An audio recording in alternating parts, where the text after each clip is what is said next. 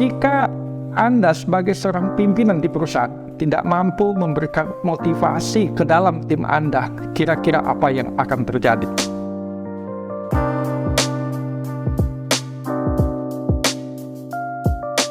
Halo Sobat Dahsyat, selamat ketemu kembali dengan saya.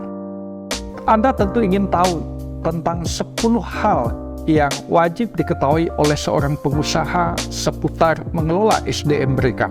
Tepatnya adalah memberikan motivasi kepada tim Anda, kepada bawahan Anda, atau kepada orang-orang yang ingin Anda kembangkan karakter, bakat, dan mental mereka. Nah, jika Anda sebagai seorang pimpinan di perusahaan tidak mampu memberikan motivasi ke dalam tim Anda, kira-kira apa yang akan terjadi? Yang pertama, sudah pasti Sobat Dahsyat, produktivitasnya akan menurun. Kualitas pekerjaan akan menurun. Kualitas pekerjaan tidak sesuai dengan apa yang Anda harapkan.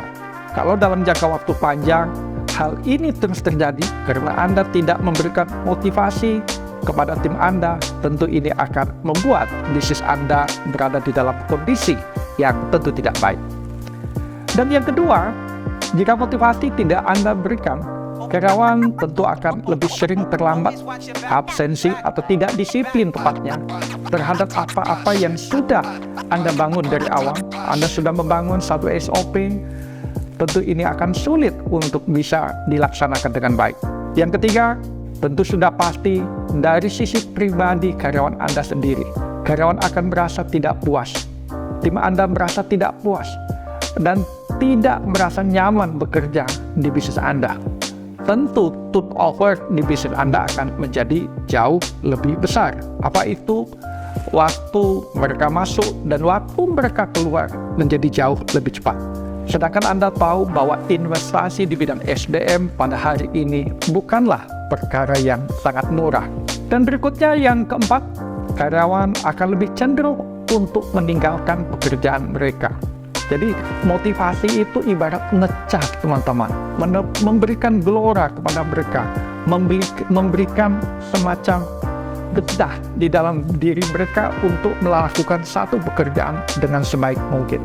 Dan berikutnya adalah apa yang akan terjadi? Yang kelima, kalau Anda tidak memberikan motivasi kepada karyawan dan kepada tim Anda, tentu sudah pasti mereka tidak ingin berkontribusi terhadap bisnis Anda, dan mereka memiliki minat yang lebih rendah terhadap pekerjaan mereka. Jadi jangan salahkan kalau selama ini di tim Anda, ketika Anda memberikan pendapat, mereka tidak berminat untuk ikut terlibat. Sebenarnya adalah sebagai salah satu bentuk karena mereka hari ini tidak mendapatkan motivasi dari Anda. Artinya Anda benar-benar harus mencerahkan terhadap tim Anda. Dan berikutnya yang keenam adalah seringnya terjadi konflik antar karyawan yang dapat mempengaruhi moral dan produktivitas mereka. Kalau satu atasan, satu supervisor memiliki konflik yang cukup besar dengan bawahannya atau sebaliknya, maka sebagai seorang leader, Anda sudah harus memberikan satu motivasi yang mendorong mereka untuk bisa menyelesaikan masalah ini. Jangan sampai masalah itu kembali dan menetap terlalu lama di dalam bisnis Anda, dan ini sudah pasti menurunkan produktivitas mereka. Dan berikutnya, Sobat Dahsyat, saya selalu mengatakan bahwa SDM adalah faktor yang sangat penting untuk kita kelola dengan baik. Kalau begitu, kita harus memiliki satu cara untuk bisa meningkatkan hal ini sepanjang waktu dan setiap hari. Salah satunya adalah untuk menghindari yang ketujuh, yaitu hal-hal yang berkaitan dengan gosip, teman-teman. Bicara gosip, tentu sudah tahu bahwa ini bukanlah satu pekerjaan tentang berita yang sebenarnya. Tetapi sebagai seorang leader, sebagai seorang manajerial, harus mampu untuk meluruskan tentang perkembangan yang apakah itu memiliki pengaruh langsung atau tidak buat bisnis Anda. Dan berikutnya adalah jika Anda tidak memberikan motivasi yang rutin kepada tim Anda, apa yang akan terjadi? Sudah pasti kemampuan karyawan untuk bekerja sama di dalam bekerja di dalam tim tentu akan terpengaruh.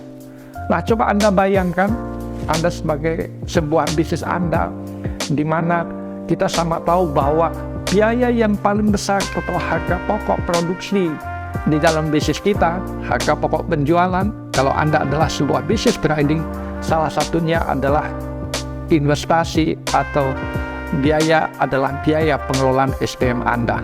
Jangan sia-siakan SDM Anda, gali potensinya yang lebih besar sehingga betul-betul memberikan kontribusi nyata buat bisnis Anda. Dan yang ke-9 Sobat Dahsyat, prestasi dan hasil kerja akan terus menurun secara konsisten. Jadi kalau selama ini Anda punya produk bagus, punya fitur-fitur produk sangat menarik, artinya orang betul-betul menyukai produk Anda, tetapi lama-kelamaan salesnya turun, begitu banyak pelanggan yang kecewa, dan berikut lagi tidak ada satu komunikasi produk yang lebih jelas dan yang lebih matang kepada customer Anda. Saya yakin salah satunya penyebabnya adalah karena tim Anda tidak termotivasi. Dan yang ke-10, ini berbicara hal yang sangat penting, sahabat dahsyat. Faktor loyalitas adalah kontribusi terbesar di dalam sebuah bisnis. Kita tidak menginginkan membangun sebuah bisnis adalah membangun bisnis 1 atau 2 hari saja. Tetapi kita membangun sebuah bisnis adalah dalam jangka waktu yang sangat panjang. Maka customer akan lebih percaya terhadap bisnis Anda, dan customer akan menitipkan amanahnya untuk terus membeli produk Anda. Salah satunya jika Anda memiliki karyawan yang benar-benar loyal terhadap bisnis Anda.